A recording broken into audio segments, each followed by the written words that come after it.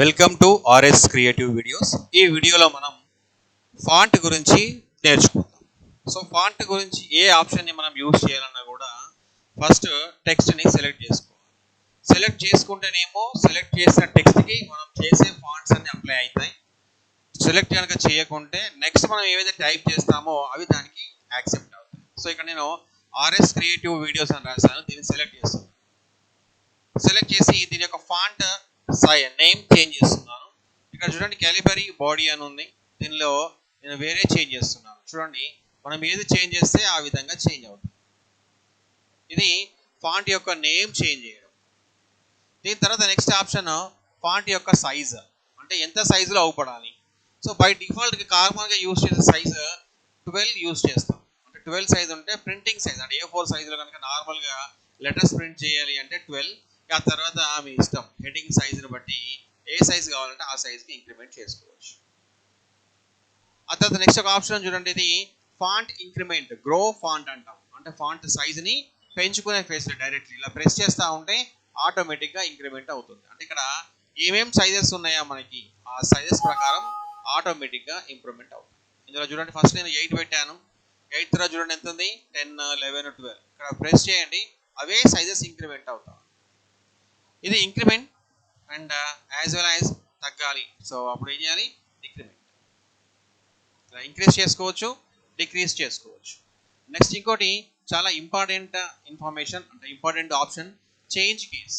అంటే already letters ఉన్నాయి చూడండి, ఆర్ క్యాపిటల్ ఎస్ క్యాపిటల్, అంటే ఈ వర్డ్లో ఆర్ఎస్ 2 క్యాపిటల్, క్రియేటివ్లో C capital remaining all small, వీడియోస్లో V capital remaining all small. ఇక్కడ నేను చేంజ్ కేస్ చేస్తున్నాను. ఇందులో సెంటెన్స్ కేస్. సో ఇక్కడ ఈ సెంటెన్స్ చూడగానే అర్థమవుతుంది. సెంటెన్స్ కేస్ అంటే ఫస్ట్ లెటర్ మాత్రమే క్యాపిటల్, రిమైనింగ్ అన్ని కూడా స్మాల్. సో సెంటెన్స్ కేస్ అనగానే చూడండి ఫస్ట్ లెటర్ మాత్రమే క్యాపిటల్, రిమైనింగ్ అన్ని కూడా స్మాల్. ఇంకా చూడండి కేస్ ఇందులోనే లోయర్ కేస్. టోటల్లీ మనకి 5 కేసెస్ ఉంటాయి. Sentence case, lower case, upper case, capitalise each word, toggle case. Lower case means అన్ని కూడా లోయర్ ఫార్మాట్లోకి వచ్చేస్తాయి, అంటే అన్ని స్మాల్ లెటర్సే వస్తాయి. తర్వాత ఇంకోటి అప్పర్ కేస్. అప్పర్ కేస్ అంటే ఆటోమేటిక్గా లోయర్ కాస్త అప్పర్ కేస్.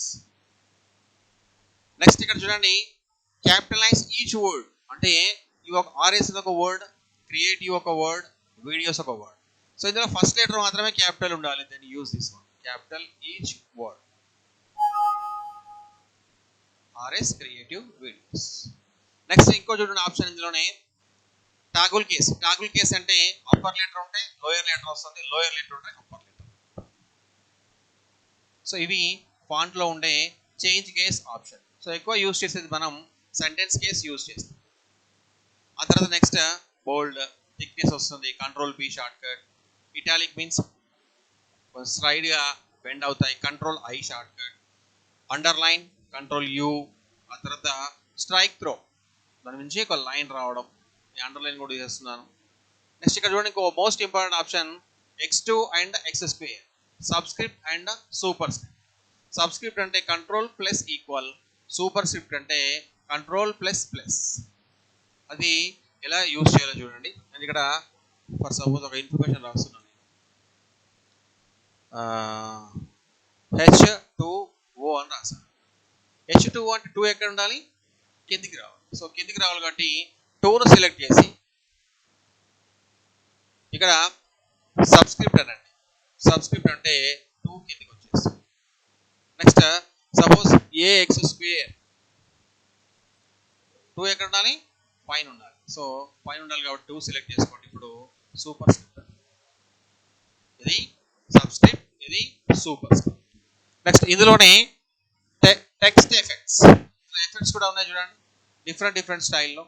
నేను సెలెక్ట్ చేస్తున్నాను ఆర్ఎస్ క్రియేటివ్ వీడియోస్. ఇందులో డిఫరెంట్గా చూజ్ చేస్తున్నాను. మీరు ఎలా చూజ్ చేస్తే ఆ విధంగా సైజ్ అనేది చేంజ్ అవుతుంది.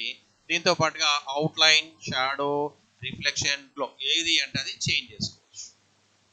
నెక్స్ట్ ఇది markup, that is text highlight colour. So highlight కావాలి, ఈ డేటా మొత్తం కూడా హైలైట్ కావాలి, హైలైట్ అవుతుంది. నెక్స్ట్ ఇది ఫాంట్ కలర్. ఫాంట్ చూడండి కలర్ బ్లాక్ కలర్లో ఉంది. నేను ఫాంట్ కలర్ని రెడ్ కలర్ పెడదాం, రెడ్. టెక్స్ట్ కలర్ తీసేయాలి, then use.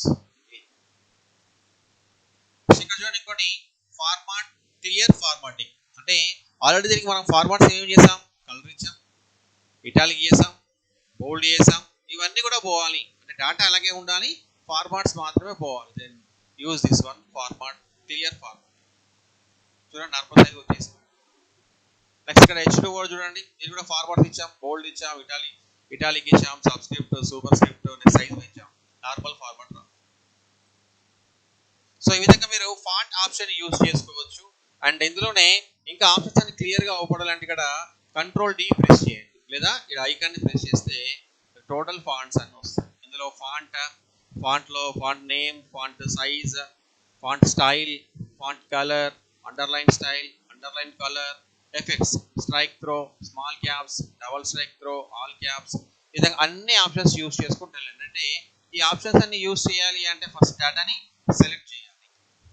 Okay, next advance లో సైజ్, క్యారెక్టర్ స్పేసింగ్ అంటే ఒక లెటర్ కి ఇంకో లెటర్ కి మధ్యలో స్పేసింగ్ ఎంత ఉండాలి, ఒక వర్డ్ కి ఒక వర్డ్ మధ్యలో స్పేసింగ్ ఎంత ఉండాలి, అండ్ ఒక లైన్ కి ఒక లైన్ మధ్యలో స్పేసింగ్ ఎంత ఉండాలి. ఈ వీడియో మీకు నచ్చినట్లయితే లైక్ చేయండి, అదేవిధంగా మరిన్ని వీడియోస్ కోసం సబ్స్క్రైబ్ చేయండి.